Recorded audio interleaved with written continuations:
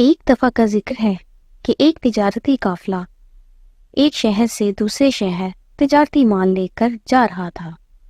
قافلہ ابھی منزل مقصود سے کچھ دور ہی تھا کہ یکایک موسلادھار بارش شروع ہو گئی۔ اونٹوں پر لدا سامان تجارت بھیگنے لگا۔ یہ سامان تجارت زیادہ تر اناج اور کھجوروں پر مشتمل تھا۔ بارش سے بچنے کے لیے کسی محفوظ جگہ پر پہنچتے پہنچتے آدھے سے زیادہ مال بھیگ چکا تھا۔ منڈی میں پہنچ کر تاجروں نے اپنا مال اتارنا شروع کیا۔ ان تاجروں میں ایک بہت ہی معصوم چہرے والا انتہائی خوش شکل نوجوان تاجر بھی موجود تھا۔ اس نوجوان تاجر نے جب اپنا مال اتارا تو اس کو 2 حصوں میں تقسیم کر دیا۔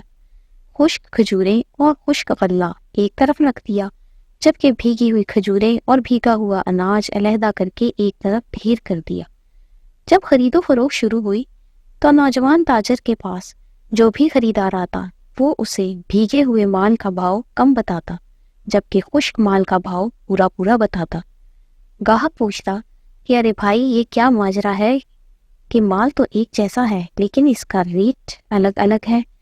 تو وہ تاجر یہ جواب دیتا کہ مال بھیگنے کی وجہ سے اس کا وزن زیادہ ہو گیا ہے، خشک ہونے کے بعد وزن کم ہو جائے گا۔ یہ بددیانتی ہے کہ میں دونوں طرح کا مال ایک ہی قیمت پر بیچوں، جبکہ بھیگے ہوئے مال میں کچھ قیمت پانی کی بھی لگ جائے گی۔ لوگوں کے لیے یہ بات بالکل نئی تھی۔ تھوڑی ہی دیر میں پوری منڈی میں اس نوجوان تاجر کی دیانتداری کا چرچا ہونے لگا۔ لوگ جوب در جوب معصوم صورت والے تاجر کے گرد جمع ہونے لگے۔ ان کے اخلاق کے گرویدہ ہو گئے، کیونکہ ایک ایسے معاشرے میں جو ہر طرح کی برائیوں سے گھرا ہوا تھا، اس طرح کی دیانتداری کے بارے میں سوچا بھی نہیں جا سکتا تھا۔ یہ معصوم شکل نوجوان تاجر کوئی اور نہیں، ہمارے پیارے نبی صلی اللہ علیہ وآلہ وسلم تھے۔ آپ پر لاکھوں کروڑوں درود و سلام۔